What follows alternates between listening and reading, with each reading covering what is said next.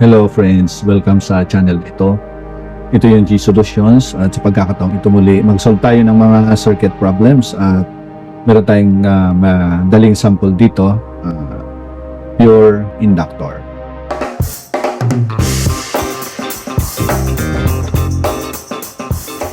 Sabi dyan, yung ating inductance ay 12 millihenry.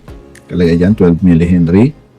Tapos, yung current natin ay, ang expression niya ay 4 sin 100t ampere. So, pinapahanap yung voltage at saka yung energy stored sa specific na time na pi over 200.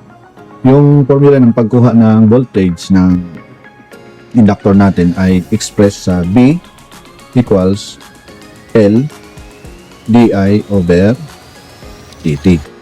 Yung L natin dyan, yun yung inductance. So, given naman yan, 12 millihenry. Yung current natin, yan nga, base doon sa drawing, yan. Yan ay 4 sin 100t ampere. So, yung equation natin, nagsasabi na, i-differentiate daw natin siya. So, yung differentiation ng current natin with respect to the time, differentiate natin yung 4 sin 100t. Siyempre, 4. Tapos, differentiation ng sine function ay cosine. So, cosine 100t, i-differentiate natin yung 100t, so 100. So, ang result ay 100 times cosine 100t. So, i-substitute na natin para makuha yung voltahe. Yung ating inductance ay 12 millihenry, gagawin natin siyang henry na lang. So, 12 times 10 to the negative 3 siya. Okay. Times, kopyahin natin to, na differentiation ng current na 4 times 100 times cosine 100t. So, pag ating kinuha yung value ng 4 times 100 times 12 times 10 to the negative 3, ibibigay sa atin ay 4.8. Isulat lang natin dito. Yung B is equals to 4.8. Yan, cosine 100t. Okay. So, ito yung expression ng voltage natin sa time function. Yung pinapako sa atin, yung instantaneous value ng voltage sa pi over 200 seconds. Kaya, sabihin natin dito at t is equals to pi over 200 seconds. Substitute lang natin yan dyan sa ating voltage expression. So, 4.8 cosine 100 times pi all over 200. Yan. So, maliwanag naman na ito ay magka-cancel to. Tira yung 2 sa baba. So, yung pi over 2 is 180 over 2. 180 over 2 is 90 degree. So, cosine 90 degree is 0. Kaya yung voltage natin ay 0 volts.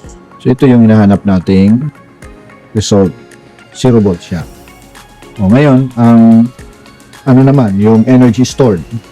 Siyempre, yung formula natin dyan, di ba yung letter notation na ginagamit natin ay W, at yan ay 1/2 L, the inductor, inductance, I squared, current. So, kung substitute natin, yung ating magiging expression ay 1/2 L. Again, yung L natin ay 12 millihenry, times 12, times 10 to the negative 3 henry na siya. Tapos, yung I natin, again, yung expression ng I natin is 4 sin 100t. Yan. So, ito ay squared natin. Okay? So, the energy stored, 1/2 12 times 10 to the negative 3. So, i-squared na natin yan, yung 4 sin 100t. So, ito ay magiging 16. Yung 4 natin magiging 16. At multiplied siya ng sin squared 100t. So, mas maigi siguro na gamitan natin to ng identity para hindi i-squared yung value natin. Pero pwede mo na rin kunin yan by using your calculator. So, pwede naman nating gamitin. We will use yung sine squared A. No? Ito ay equal sa half angle na 1 cosine 2A. Yan, all over yung ating energy. So, magiging 1/2 times 12 times 10 to the negative 3 times 16. So, imbes may squared yung nilagay natin, function, ito na lang. So, 1 minus cosine. Okay, 2.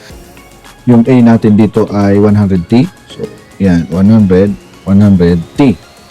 So, yung ano natin, okay, yung t natin is pi over 200. So, substitute na natin siya. Pi over 200. Ito ay divided by 2. So, yung ano natin, yung energy stored, kunin natin yung calculator. Ayan, calculator natin. So, dito muna tayo sa labas. So, meron tayong 12 times negative 3. Tapos, multiply natin ito ng 16. Tapos, i-divide natin siya ng 4.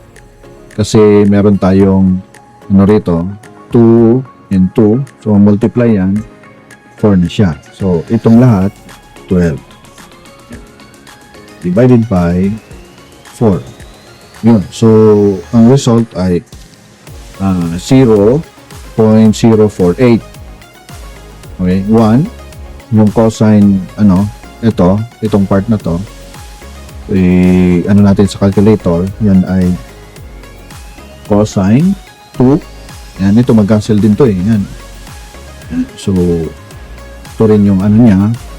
So, 2 over 2 is 1. Diba? 1 na yan. Oh. So, anyway, mangyayari niyan is cosine 2 over 2 is 1. So, pi na lang yung tira. So, cosine 180 ay ibibigay sa atin negative 1. Kaya, negative 1 siya. So, negative 1. Kaya ito, negative 1 yung result niya. So, yung ating result, yung ating energy ay equal sa 0.048 times 2. Ibibigay sa atin ay 0.096. Yung unit nito ay in joules. Yan. So, ito yung result natin. Pagkuha ng stored energy ng ating pure inductor. So, yan. So, napakadali lang ma-solve. Okay? Yan. Okay? Yan.